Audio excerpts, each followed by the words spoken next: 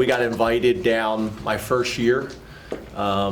Jeannie Arnold invited us down to come be a part of this.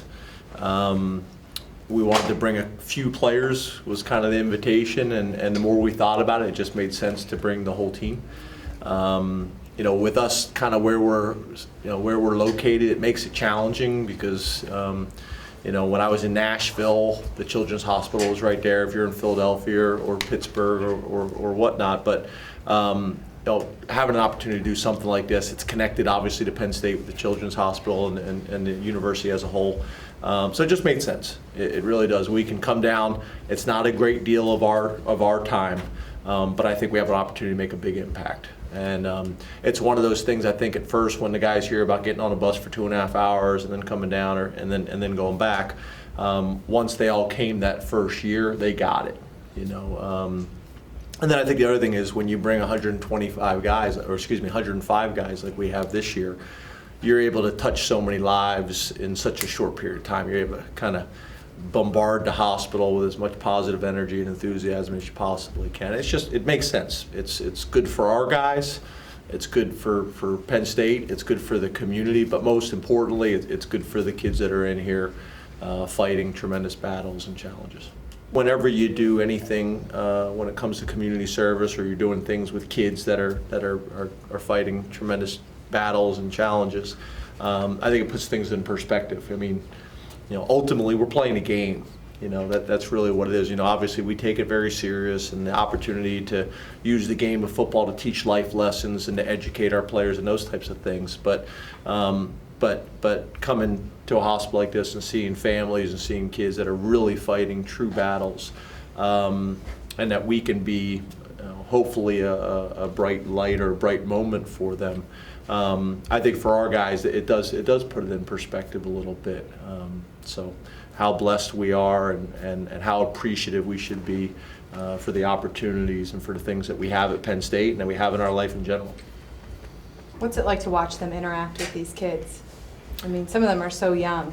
Yeah, it's to be honest with you, we kind of all go in separate directions, but our paths cross, and some kids are not football fans, and that's fine. There's some kids that aren't Penn State fans, and that is fine too. But I would say it is special when you walk into a room and it is a Penn State family, it is a Penn State kid, and their face lights up.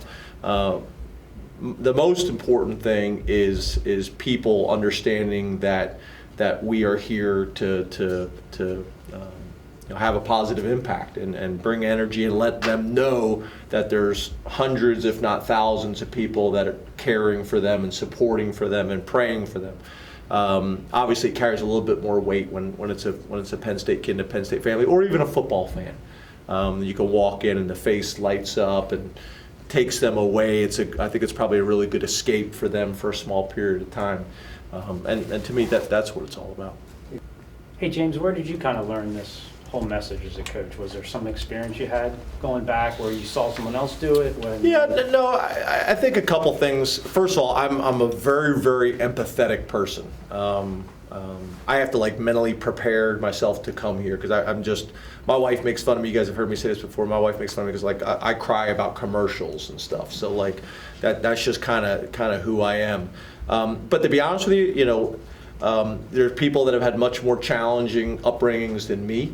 But there was people that really made a difference for me and for my family that went above and beyond, that didn't have to, and I realized what it's done for me. East Stroudsburg, the college that I went to, had a profound impact on me. Denny Dowds and that coaching staff, were father figures, were role models. They impacted me.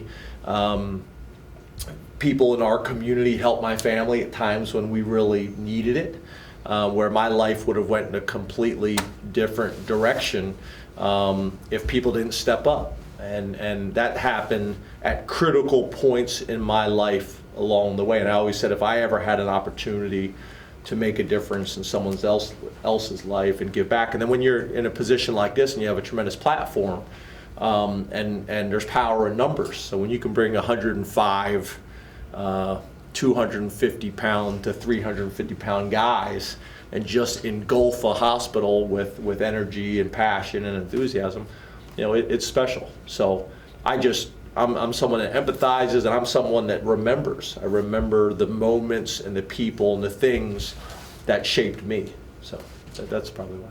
This is kind of a segue into Live for Life. One of the most popular things this offseason was Saquon's hang clean video. I don't know if you've seen it, but pretty popular, 405 pounds. So, you know, what kind of commitment have you seen from him in the weight room and the rest of the guys? I don't know if that inspired them, and how maybe will that translate at Live for Life this weekend? No, you know, to be honest with you, that's something that I think when people see it online, it shocks them. It doesn't shock us. I mean, Saquon's been doing freakishly, you know, acts of strength, size, speed, quickness since he arrived on campus. I mean, I honestly feel like he could have done more, but there comes a point where you say, look, enough's enough. What are we trying to prove here? But he's such a competitive guy that it's hard, because when everybody else is testing, he wants to test. You know, so we're not shocked by it. You know, when he ran 4.3, nobody was shocked. It was like that was what we expected from him. That same day, Coach Galt was upset because that same day that he power cleaned 405, he had just got off bench pressing. I forget what Coach Galt said. I want to say it was like 405 for 3 on the bench press or something like that. It was something ridiculous. I don't know exactly what it was, but that that was like 20 minutes before doing that. So you know, our guys have really done a great job in the weight room. I said earlier in the year, I think one of the better things that our program does is develop. Our strength staff does a great job of developing guys. Our position coaches do a great job of developing guys. This coming to the hospital is part of their development as well. It's the whole package.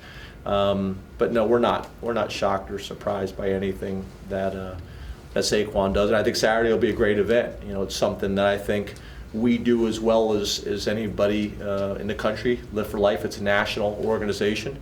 And I think you guys know probably better than me, it was started at Penn State, correct? You know, it was a national organization that started at Penn State. So, you know, we do it, and we do it well, like we try to do with everything that we do.